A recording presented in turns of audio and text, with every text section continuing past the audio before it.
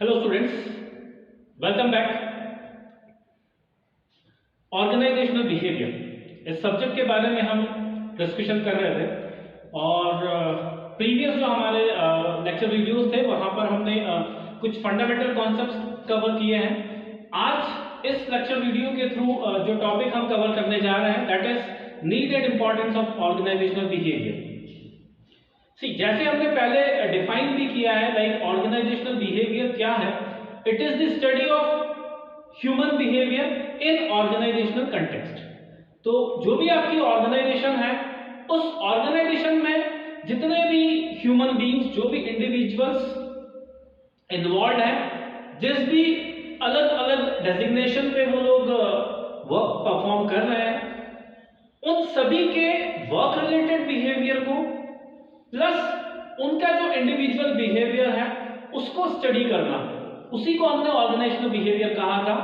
तो organisational behaviour कुछ नहीं है बल्कि बिहेवियर की जो है उसी का स्टडी, लेकिन ऑर्गेनाइजेशन की बाउंड्रीज के अंदर, ऑर्गेनाइजेशन के रिस्पेक्ट में।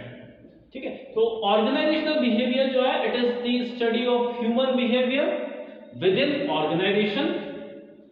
अब ये जो एक अंडरस्टैंडिंग है या ये जो नॉलेज है आपका अबाउट द ह्यूमन बिहेवियर और बिहेवियर किस तरह, कहाँ, कैसे अफेक्ट होता है, कौन से फैक्टर्स जो हैं आपके बिहेवियर में कंट्रीब्यूट करते हैं, इन सभी की स्टडी किसके लिए मैटर करती है? ठीक है, जो क्वेश्चन अराइज होता है वो यह है कि need and importance for whom, किसको there is a need to study या to have an understanding about organizational behavior, किसके लिए ये चीज मैटर करती है, किसको इस सब्जेक्ट की अंडरस्टैंडिंग होना, इस सब्जेक्ट से रिलेटेड जो भी कॉन्सेप्ट्स हैं, जो टॉपिक्स हैं, उसके बारे में एक प्रॉपर अंडरस्टैंडिंग होगी तो कौन इससे बेनिफिट होगा। ठीक है, तो लाभान्वित कौन होगा? तो अगर मैं ब्रॉड कैटेगरीज की बात करूं तो दो कैटेगरीज यहां से निकल के आती है। पहला जो है वो है आपके मैनेजर्स, जिनको हम ओबी प्रैक्टिशनर्स भी कह सकते हैं, और उसके अलावा जो एम्प्लॉइज हैं। ठीक है, तो ये जो है these are the two parties जो कि डायरेक्ट बेनिफिशियरीज हैं, जिनके सीधे सीधे जिनको बोल सकते हैं कि एडवांटेज या कुछ बेनिफिट्स होते हैं ओबी पढ़ने से। तो ऑर्गेनाइजेशनल बिहेवियर आप एज ए स्टूडेंट आप तो ये सब्जेक्ट पढ़ते ही हैं, लेकिन इस सब्जेक्ट को प्रैक्टिकली जब आप यूज करेंगे तो वहां पर या तो इधर you will be a manager, आप मैनेजर के तौर पर डेजिग्नेटेड होंगे, और आप कहीं ना कहीं ये जो अपने नॉलेज है इस सब्जेक्ट से रिलेटेड जो बेसिक्स हैं उनको आप अप्लाई कर पाएंगे, उनको आप इस्तेमाल कर पाएंगे एज मैनेजर। और ऑन दी अदर हैंड जब आप एक ऑर्गेनाइजेशन का मेंबर होते हैं, आप एक किसी टीम का मेंबर है, जब आप एक एम्प्लॉय की कैपेसिटी में अपनी वर्क को परफॉर्म करने जाएंगे तो वहां पर भी इस सब्जेक्ट के फंडामेंटल्स वो आपको हेल्प करेंगे खुद के वर्क को प्रॉपर वे में जस्टिफाई करने में। तो हम ऐसा कह सकते हैं कि there are two different parties जिनको की डायरेक्ट बेनिफिट होता है इस सब्जेक्ट से। तो नीड एंड इंपॉर्टेंस किसके लिए? मैनेजर्स के लिए, plus need and importance employees के लिए। अब मैनेजर कैसे इस चीज से, लाइक मैनेजर के लिए क्या इंपॉर्टेंस होती है, मैनेजर कैसे एडवांटेज ले सकता है ओबी की अंडरस्टैंडिंग से? तो जब एक मैनेजर वो जो cause and effect relationship exist करता है, like why employees exhibit certain behaviour, किस सिचुएशन के अंदर, किस परिस्थिति में कौन सा व्यक्ति किस तरह से रिस्पॉन्ड करता है। ठीक है, पॉजिटिव बिहेवियर कब निकल के आता है, नेगेटिव बिहेवियर किन रीजंस की वजह से देखने को मिलता है। जब इसकी एक प्रॉपर अंडरस्टैंडिंग आपको एज मैनेजर होती है तो उसके थ्रू आप क्या कर सकते हैं, जब बात आती है पॉलिसीज बनाने की, जब बात आती है डिसिप्लिन की, जब बात आती है लाइक ओवरऑल आपकी ऑर्गेनाइजेशन को मैनेज करने की, फिर चाहे वो in terms of resource allocation हो, in terms of problem solving हो, तो ये सारे एरियाज में आपको ऑर्गेनाइजेशन बिहेवियर के जो फंडामेंटल फंडामेंटल कॉन्सेप्ट्स हैं उसकी प्रॉपर अंडरस्टैंडिंग, प्लस जब हम बात करते हैं लाइक थ्योरेटिकल एंड प्रैक्टिकल जो एस्पेक्ट है इस सब्जेक्ट का वो हेल्प करता है। तो एज मैनेजर आपको डे टू डे एक्टिविटीज जो आपके लाइक ऑपरेशंस होते हैं, डे टू डे ऑपरेशंस को मैनेज करने में ये सब्जेक्ट हेल्प करता है।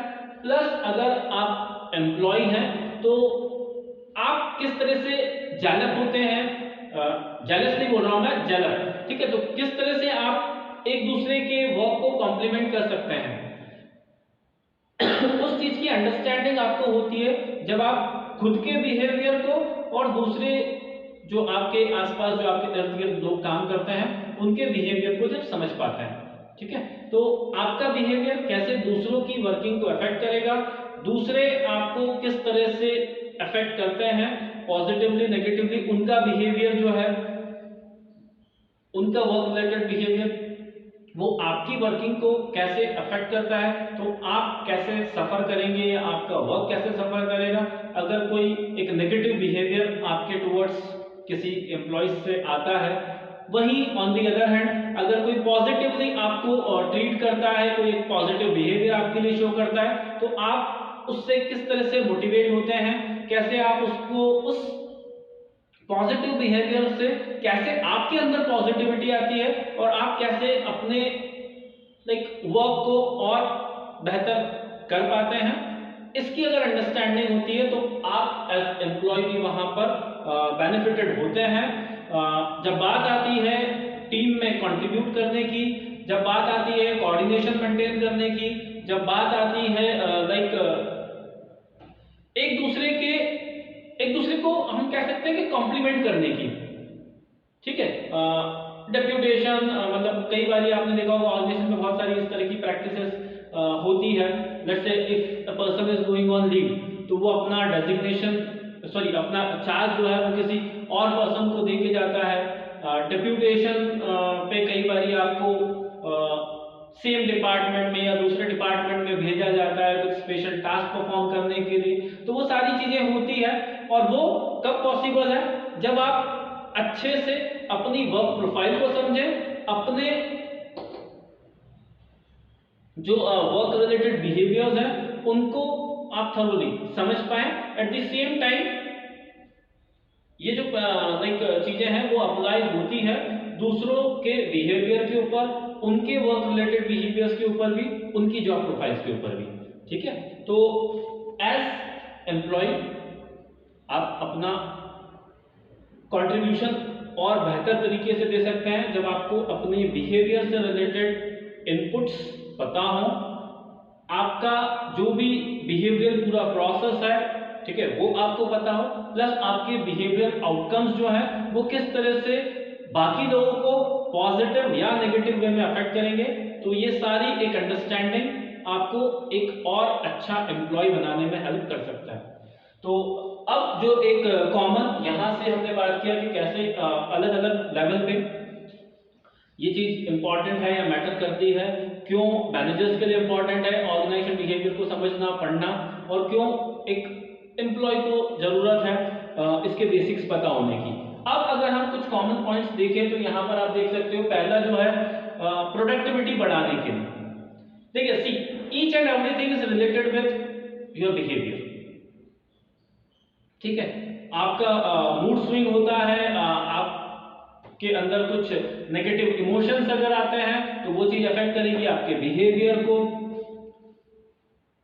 प्लस आपका जो एक अप्रोच है, जो आपका एटीट्यूड आप कैरी करते हो towards your colleagues, towards your job itself, वो चीज डिटरमाइन करती है आपका वर्क रिलेटेड बिहेवियर। तो बहुत सारे अलग अलग परम्यूटेशन कॉम्बिनेशन बनते हैं, ठीक है, जब हम बात करते हैं बिहेवियर की। तो बिहेवियर जो है it is sum total of your actions and reactions, ये हमने पहले भी देखा है। अब वो जो है उसके थ्रू आपकी प्रोडक्टिविटी इंक्रीज हो सकती है अगर हमें एक राइट काइंड ऑफ एनवायरनमेंट पता है कि किसमें इंडिविजुअल्स बेहतर बिहेव करते हैं, ठीक है, तो वो एक एनवायरनमेंट हम उनको प्रोवाइड कर सकते हैं एंड अल्टीमेटली वहां से उनके रिजल्ट्स वो अफेक्ट होते हैं। तो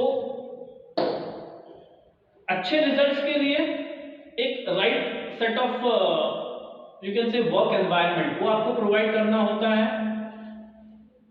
उसके थ्रू प्रोडक्टिविटी बढ़ाई जा सकती है। तो पहला जो पॉइंट ऑफ इंपॉर्टेंस है या जो नीड भी है, ऑर्गेनाइजेशन बिहेवियर हमें इसलिए पढ़ने की जरूरत है क्योंकि इससे हम कहीं ना कहीं अपनी प्रोडक्टिविटी को बढ़ा सकते हैं।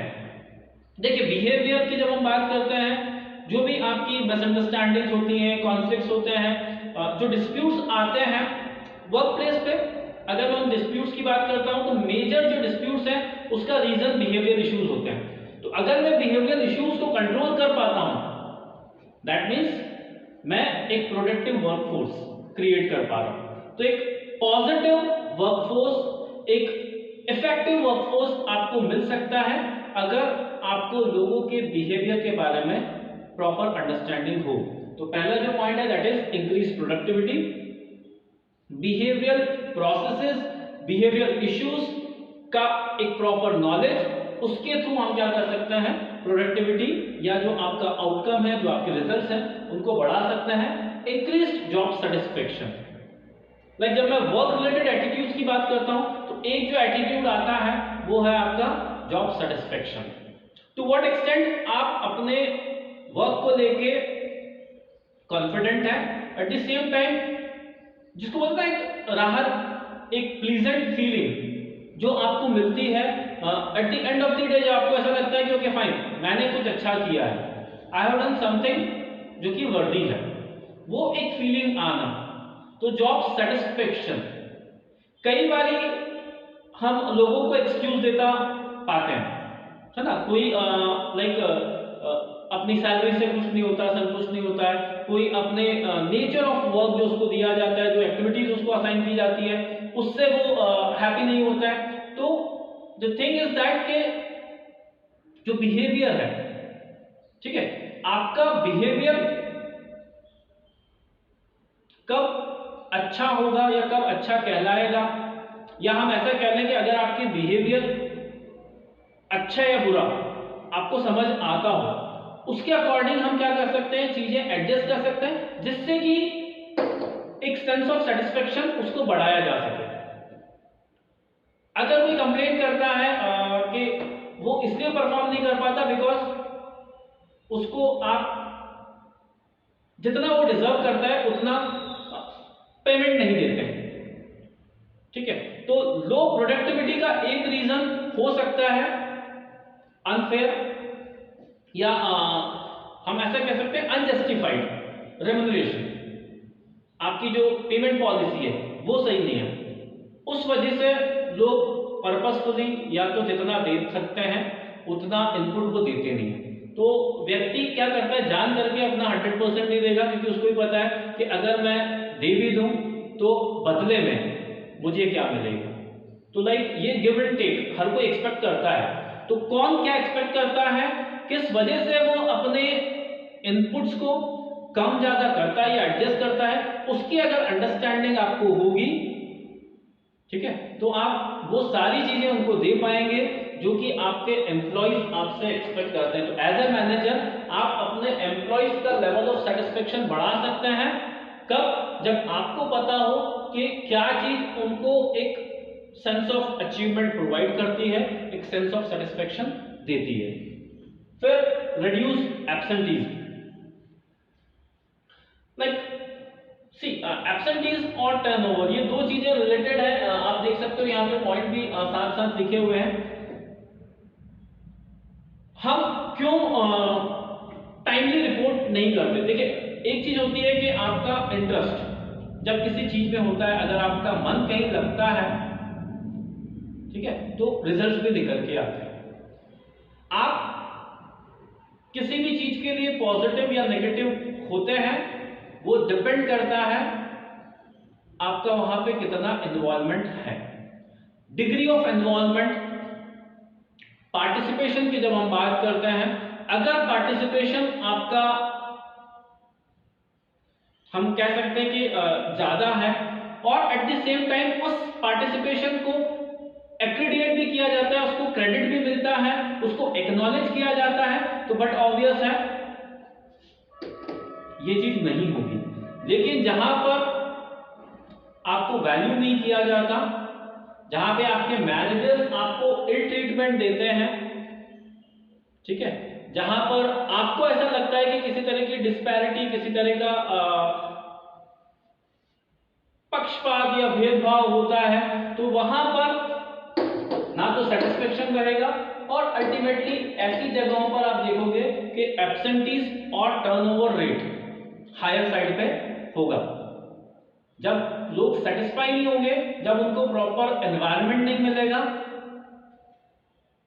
या तो एक्सक्यूजेस देंगे, ठीक है, इंटेंशनली टाइम पे रिपोर्ट नहीं करेंगे, और अननेसेसरी फिर चीजों को लेकर दे विल क्रिएट हाइप, कुछ ना कुछ कियोस वो करते चले जाएंगे। तो वो सारी चीजें अगेन नेगेटिव बिहेवियर। तो उनका नेगेटिव बिहेवियर, जब मैं एब्सेंटीज्म की भी बात करता हूं, टर्नओवर की भी बात कर रहा हूं, तो ये एक तरह का नेगेटिव बिहेवियर ही आपका शो करता है।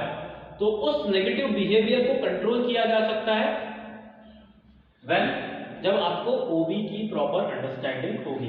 तो एब्सेंटीज्म को रिड्यूस कर सकते हैं हम, लोगों को पुश कर सकते हैं, मोटिवेट कर सकते हैं, उनको पंक्चुअलिटी को हम बढ़ा सकते हैं, रेगुलरिटी को बढ़ा सकते हैं, अटेंडेंस इंक्रीज की जा सकती है, और वो जो एक माइंड में थॉट आता है कि नहीं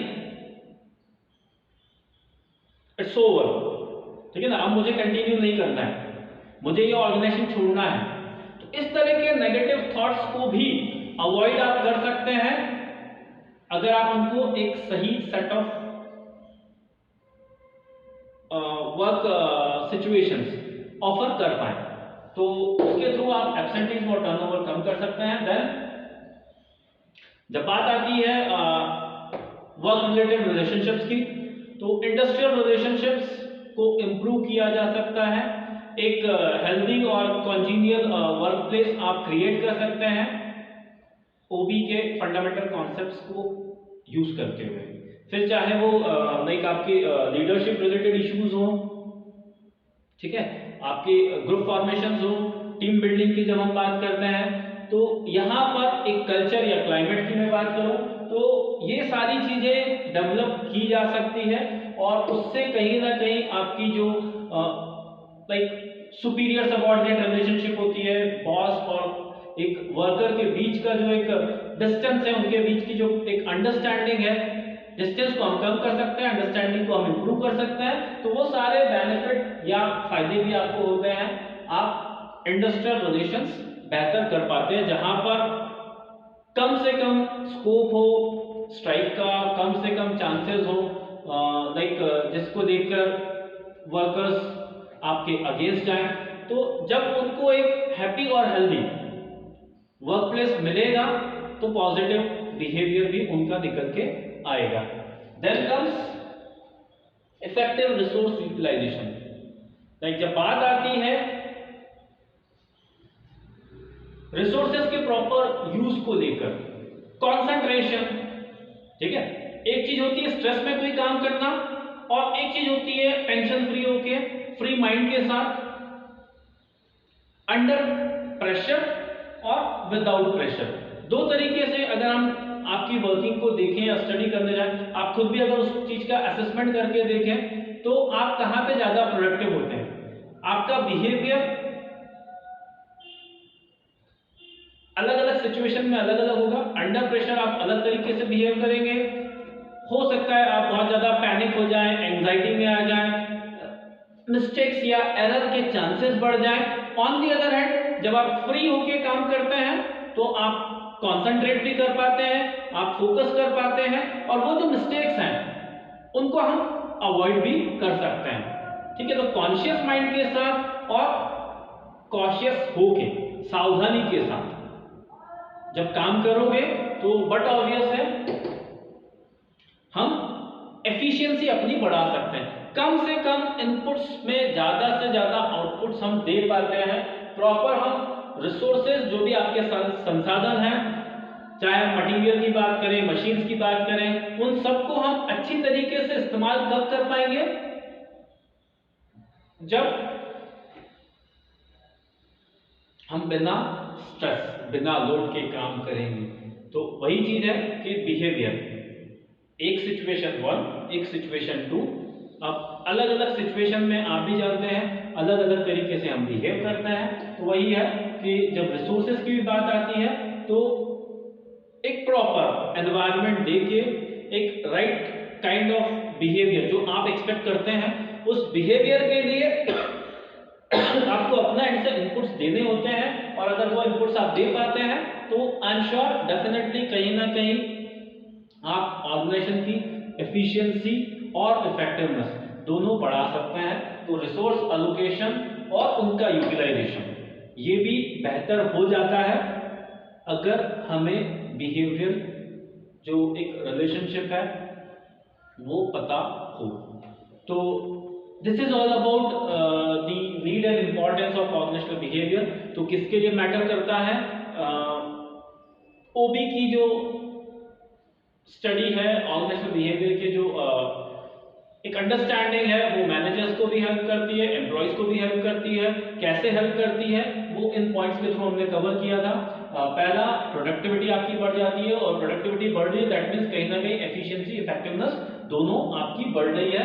सेकंड, जॉब सेटिस्फेक्शन बढ़ जाता है। प्लस जो नेगेटिव बिहेवियर है उसको आप कंट्रोल कर पाते हैं दैट मींस एब्सेंटीज या फिर अगर मैं बात करता हूं टर्नओवर की, जब बात आती है वेस्टेज की तो रिसोर्स का वेस्टेज उसको आप कंट्रोल कर पाते हैं। फिर इंडस्ट्रियल रिलेशंस जो आपकी हैं, superior subordinate relationship, peer relationship, उसको हम स्ट्रेंथन कर पाते हैं, इंप्रूव कर पाते हैं। और last but not least, resource का प्रॉपर एलोकेशन और यूटिलाइजेशन उसको भी बढ़ाया जा सकता है। So this is it. Need and importance में मेरे साइड से इतना ही। बाकी आप अपने लेवल पे चीजें देख सकते हैं, पढ़ सकते हैं, समझ सकते हैं और उनको आप अपने नोट्स के अंदर लाइक एग्जाम पर्पस से आप वो चीज ऐड कर सकते हैं। So with that I would like to take your leave. Next lecture में हम फिर से एक नया टॉपिक डिस्कस करेंगे। Until then I would like to sign off. So thank you very much for the precious listening और इसी तरह से आप वीडियोस देखते रहें। Thank you.